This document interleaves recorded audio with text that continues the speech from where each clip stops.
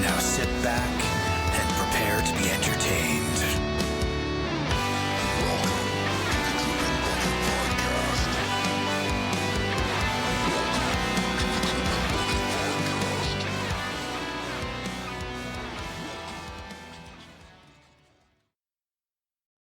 Greetings and welcome back to the Dripping Bucket Podcast.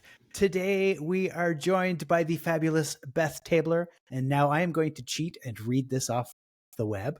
Beth Tabler, editor of the quarterly issues of Grimdark Magazine, resident cat herder, Jello nailer for supreme excellence. Before we go, blog, lives in Las Vegas, Nevada, where she takes long bubble baths and censoring that, cut. She enjoys whiskey and okay, we got to cut that because that's inappropriate for TV. She is on her third SBFBO and cannot wait for more. Welcome. Thank you for joining us. Cut that. You got the star treatment. He doesn't bother looking up anybody else's bio. No, I'm really lazy. Usually I just make stuff up for people, but this time I thought I'd try and get I'm it an right. Olympic hurdler. Yeah. What else have I done? Famous marathon runner. Yeah, and, absolutely. Swam the English Channel. Yeah, Amazing. yeah. Fucking awesome. Backwards. So, Beth, what have you been up to? What's going on at Grimdark Magazine? Has anything weird or crazy happened there lately? I've been recovering from issue number 40. Yeah. I think recovering from an unexpectedly good launch is kind of a rite of passage in publishing, where it's like, it's a good problem to have, but you're still fucking tired. So tired. I think I need like a good solid week and a half, 2 weeks of just doing hardly anything to recover from something like that. It took me 6 months to put together.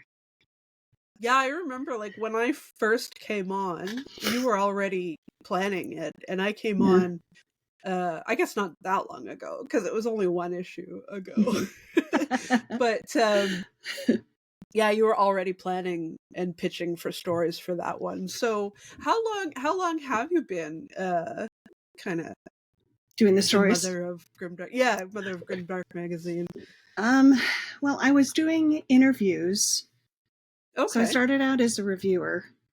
James actually wanted me to interview, put the Justin Calls book, the first Justin Calls book. Oh, yeah. I have it behind me. No, it's not behind me. Behind me somewhere too. That Why one. did I move it? Master of Sorrow. Yeah. Master of Sorrow. I interviewed with that, and then I started doing interviews. I started just going out there pitching, and then the interviews started getting into the magazine. And so I was having a lot more interaction with Adrian, the magazine. And then I just started giving ideas. And then he asked me if I wanted to do a guest editor spot. And that was 3 years ago. I think I remember that. Under his tutelage, under his umbrella, but I would find the stories. And then 2 issues later, he offered me the spot. And I just took it, and then I just went with it and made all sorts of mistakes. But and now, and now you've got Grimdark Magazine's 10th anniversary edition, issue number 40. Yeah. And it went kind of well, I guess, huh? I did. It did go pretty well. It's a crazy list of authors. Who was the who was on there? Scott Lynch, Mark Lawrence, Christopher Buehlman, Bengali, Andrea Stewart, I thought. Andrea Stewart. Cat. Cat Rambo. Yep, Cat Rambo. We had one of our shorter stories was actually somebody from our submission. Oh, cool. I love this story so much, and it was short. I put a sticker in there. So good. That's the Sleeping Beauty story. Okay. And I loved the twist on Sleeping Beauty, and I thought it was a nice counterpoint to the darker, grimdark like stories that we had going. Yeah, just a little bit of balance. Yeah. There we go. Let's see if I can. And then we did. John did the interview series that he's doing with taking his background into account and like talking to science fiction authors about how this would actually work in the real world, because he's like the god of glass. You can do that in science fiction. You can't. Yeah. John's pretty cool. We'll have to get him on too.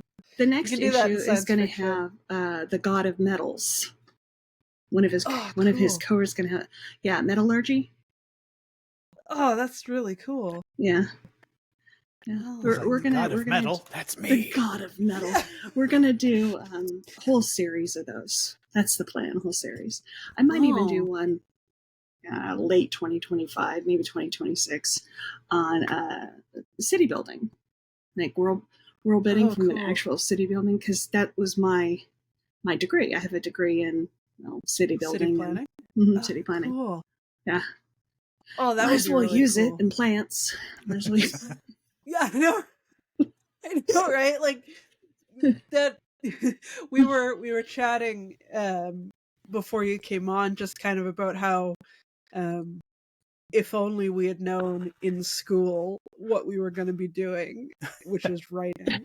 But I think the opposite is also kind of cool, where how like totally weird and random degrees that don't necessarily have anything to do with writing, but then pivot really neatly into like really good story ideas or general world building. Like not all that long ago, folks were talking about their degrees on Twitter, and then like how it affects their writing, and that was pretty cool. So anyway, that's just totally random thought about how like, we don't necessarily know where we're going, but like all the little decisions we make can make really cool stories along the way. I don't think education is wasted. Yeah. Like, for instance, so I have a landscape architecture degree with a focus on city building and urban forestry. But I also have an emphasis on fine arts and drawing and nice. and stuff, which helps a lot with cover, because I design the covers. Oh, really? You design like for the briefs and stuff? Yeah, I so what happens is I get the story that I think, okay, this is going to be our cover story, and then I read through the story and I find an image from that story that I think can translate into a cover with typography and be something evocative without giving away too much of the story. And then we have Carlos, who is just badass artist. Oh yeah. And him and I work together to actually get ideas through and him to actually draw it. And then we go through the check system. It's very collaborative though. I'm not saying I draw it or anything, but the actual idea to see it. Yeah, the art, kind of like art direction, basically. Yeah, art director kind of thing. Yeah. Oh, that's really cool. Those covers are awesome. The Grimdark Magazine covers. Thanks. Yeah, Carlos does really does great stuff. Yeah. My covers always tend to be like one major color, like blue, purple, red. That's how you know they're mine. Well, it also helps them like differentiate, right? Because like when you have a magazine and you need constant cover art, selecting one mood and one color per issue gives it like kind of a degree that you can see. I'm sure it imprints in people's memories of like, oh, that's the one that has this story that I really loved, or that sort of thing. Yeah. And it looks good as a thumbnail too. Yeah. It's punchy as a thumbnail. And the tattoo cover that we did not too long ago, because I really like that tattoo style. I'm like, I get to use this tattoo style. Awesome. I can't remember what it's called. It's red and black. Oh yeah. See, even when you say that, trash panda. Trash polka. Trash polka. Trash polka. Although, even when you say the cover that's red and black, I can immediately picture which cover you're talking about. So that's the benefit of that style. Magic tattoos in the story. I'm like, ah! So, are you slush reading over there as well as Not anymore. editing? Not anymore. So you've got slush drones to handle that for you. No. I'm done. So we had our submission. Okay. We had our submission period. I had 250 stories to go through. Yeah, with John and with Adrian's help, thank God. Oh. But like we had to, and it took us forever because we had to go through looking for AI ones, and then we have different steps that we go through. Collating into piles. Mm-hmm. Yeah, and we just picked our 6 stories that we're purchasing. So out of the 250, you had to narrow it down to 6. 6. So how much AI generated crap do you sort of typically get? This time around, I don't know. We probably had like 50 or so. 50? Yeah. Oh. People are still trying. That's crazy. Yeah. Well, you were open for submissions a while ago, though, so that was. Yeah, like I said, it took us way longer than I thought it was going to. And it's just the way it is because it's. Was it at the beginning of the year that you guys opened the open It was call for in submissions? March. I think it was March. Yeah. Okay. Yeah, like end of February to end of March or something, and then that sounds about it's just us going through the submissions because there's so many, and there's only a few of us, and that's a lot to read. Yeah.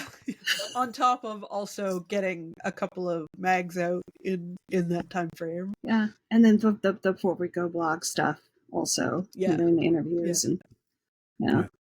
So for the odd writer who watches this podcast, what do you see too much of in the submissions, and what do you wish you saw more of? I see too much torture porn. Oh yeah, and because that's not Grimdark. Torture porn's not Grimdark. I'd like to see more creative takes on the idea of a gray character. Because we have a lot of like 40K stuff out there, and which is great, But I think that the idea of a morally gray character can really be expanded on, because it's an idea, it's a temperament, it's a style of story, it's a way of storytelling. So if you can come up with a creative way of telling a story like that instead of just bashing in heads and.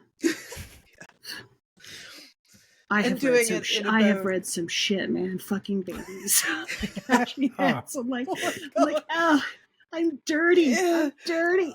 You gotta it's like that Homer Simpson bleach in the eye. It's like,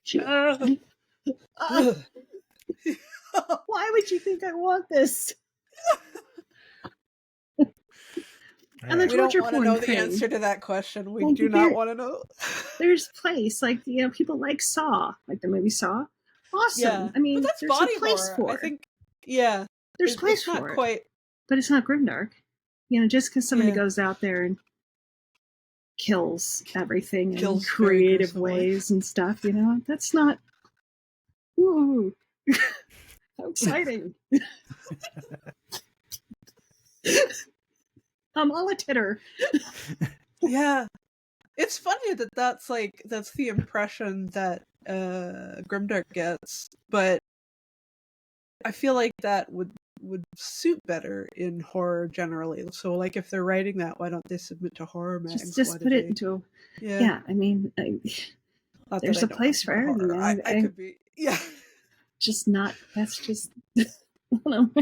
Oh my God, you have no idea. I read one. I can't. I don't want to give too much away because I don't want to embarrass the author. But it was like Elsa, not actually Elsa, but like an obvious copy of Elsa. Okay. Becoming a mercenary, and then going out and killing people, and then turning into a sex goddess or something. That's I'm sold. that took a lap. I was in. I was like, yeah, I could see like Elsa as a mercenary. That's cool enough. Yeah, and then that took Sex like Goddess. this turn. That it was like, oh, okay. But then it was, and then it became like an urban fantasy. So. A little schizophrenic. It's just hey. And how many were that, like, because your submission guidelines is about 4,000. It's 4,000 words. Yeah, that's a lot to pack into 4,000 words. Pick one. Pick one of those things that you wanted to explore, and then maybe that's a 4,000 word story. But I mean, memorable. I remember it. Yeah, that's true. Yeah, but we read a lot of fantastic stuff. I guess I could probably say this, although, and I'm not. He's not contractually signed or anything, but Clayton is one of the ones we bought. I'm sure nice. you hear. That's awesome. Yeah, we did hear. We did. I was really happy, which goes against his general character. Like he's he's loves not misery. great at happy-go-lucky, but when he sold that story, he was really happy. Yeah, he almost smiled there for a second. Did he almost smile? Yeah, he got very close. Yeah, there was like little cracks in his cheeks where it was trying to come through. I don't look at the names. He was less miserable for half a day. I don't look at the names, so I didn't even know. Yeah. I just start scrolling down, so I didn't know who wrote it until afterwards. Oh, that's so neat. It wasn't like a. Yeah, because I know Clayton. I've worked with Clayton before. It's not because he is who he is, but I honestly had no idea who it was. That's like a fun, happy reveal for yourself. Like after the fact, like, yep, I'm gonna buy this story. Oh, hey, that's my friend. Good for him.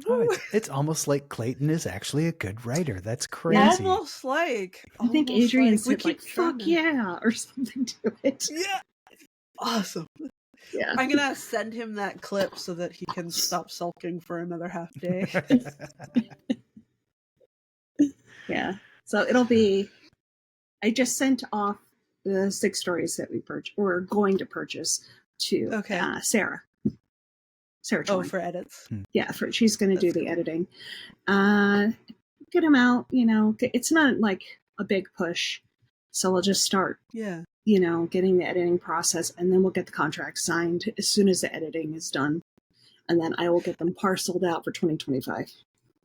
Okay, that was going to be my next question. That 6 stories sounds like it could fill one magazine, but I guess you're going to spread them out across. Yeah, because some of them are reprints. Issues. It's a couple reprints. Oh, okay. 2 reprints and I think 4 fresh stories. 4 originals? Yeah. That's cool.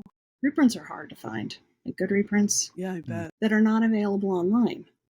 That's one of our criteria, and that is hard to find now. So there you go. Anyone who's got like story rights revised, story rights back. I don't remember what I'm trying to say. Don't put it Anyone online. Who's got story rights for their short stories, you can hang on to them and kick them towards Grimdark Magazine when there's open calls. And don't put them online. Yeah, because or else they won't take them. Why are we going to purchase them if they're available right there? Yeah, I mean, from a pay standpoint, Yeah, that makes sense. Yeah. So what's coming up for Grimdark Magazine? What are the plans for the next year? Has Adrian lost his mind enough to contemplate another anthology, or does he still remember how bad the last one broke him? You were on board for that one, I think, weren't you? Just in the periphery. The next one I will be a part of, if I remember correctly from our conversation.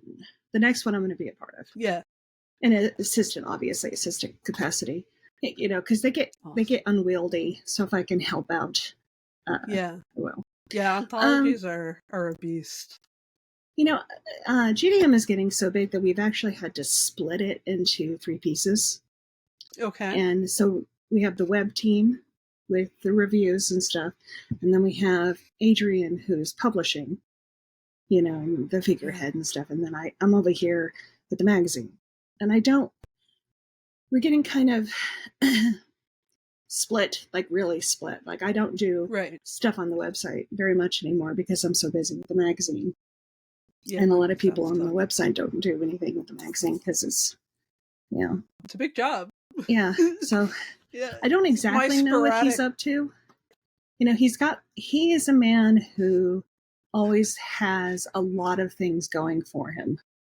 Yeah. Like, you know, so I'm sure he's got some publishing stuff that he wants to do. And I know he wants to do another anthology, but as to when, I'm not exactly sure. I'm sure the time difference makes it harder too, because that's so funny. The overlap between when you're both like awake and online must be pretty slim. Like 3 minutes. He's like 30 hours ahead of me, so it's like tomorrow. What time tomorrow would you like to meet? Yeah. Oh yeah. What time yesterday do you want to meet? we were supposed to have him on for an episode, and Fletcher totally whiffed the time zone conversion. Bollocks the time zone conversion. I totally fucked it up. It scares me trying to figure out the time zones. You all freaked out. Like, I can't even wrap my brain out of this. Yeah. And I feel like I got the time right, but I was off by an entire day. You were off by the day, yeah, because it's like it was supposed to be Saturday for Adrian and Friday for us, but you had them like inverted or something. I don't remember. Yeah. It was bad. And then Adrian's texting you like, "Hey, I'm ready to record. Where are you guys? Where are you, bitches?" Well, he's used to it, so. Oh really? Yeah, that makes it worse. Well, like think about it. Okay, so our management team has got Adrian, who's in Australia. Yeah. And then we have people in London and around that area. And then we have me on the west coast of the US. Yeah. And then we have John on the east coast of the US. Yeah.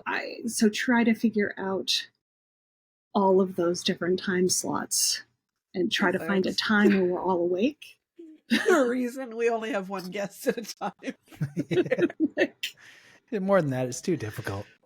Yeah. That's why the con was so cool.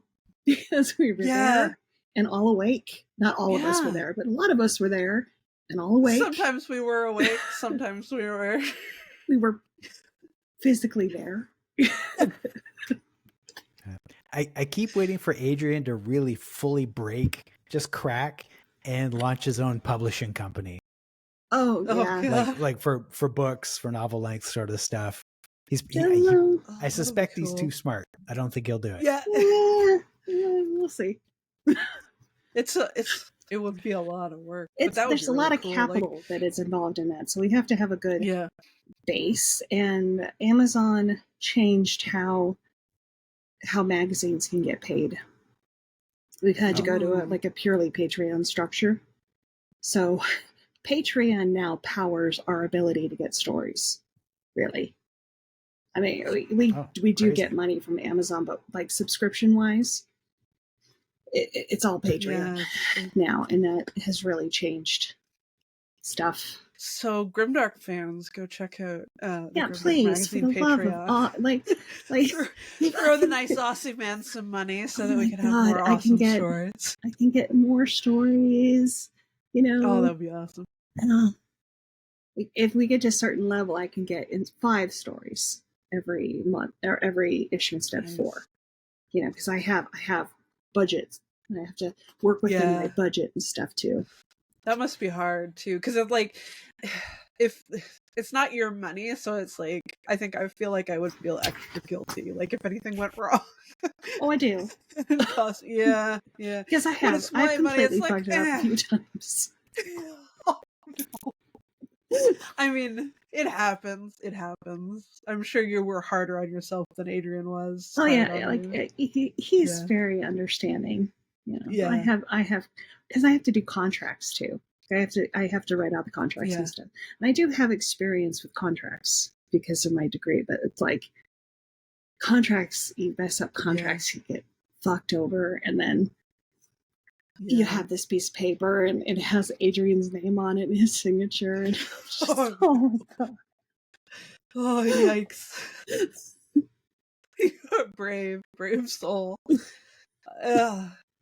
That sounds so stressful. I'm giving myself like secondhand sweats thinking about messing like- that stuff up. Like panic attack sweats. Yeah. And it's Oh, I'm sending all of these contracts to these big authors and stuff, where I have to send them to their managers, and then we have to go through contract Oh, wow. negotiations with the Authors managers. have managers? Some of What? them. Yeah, That's if crazy. they're like famous and Yeah, stuff some of them and do. make money, they can Man, afford I want a to manager. hire help. I Yeah. can't afford a manager. Yeah, like, I don't like this clause. I don't like this clause. We'd like to change this clause to this. I'd like to And- reduce this to six months instead of a year. And then there's the indie guys like Clayton and Please, Fletcher. And may I me have who are being another? Like, oh yeah, anything. What you want, my firstborn child? Absolutely. If I sell this story, I can buy groceries again. It's like, you know, we're going to pay you in 6 months, right? It's like, in 6 months, I'll buy I can eat groceries. in 6 months. I can make it. It's gonna be great. I'll live I'll off be fine. air. Airtarian. And Airtarian. hope.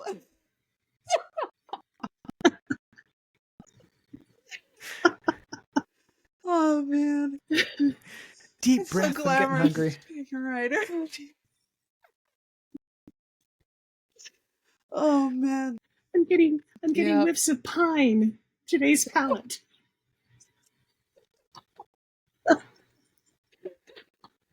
Oh jeez.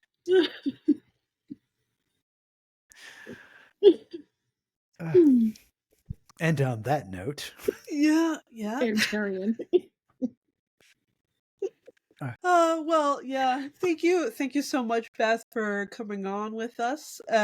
We'll kidnap you and keep you on for another episode. Oh my god, is it already been half an hour? No! It's already been 26 minutes, so so much fun. this is pretty standard for us. So we'll jump off and then we'll keep you and make you talk for another half an hour. Okay. But for now, to our listeners, thank you very much for coming on. yes, join us next week when Beth reveals the secret to being published in Grimdark Magazine. Yes. I have secrets. Ooh.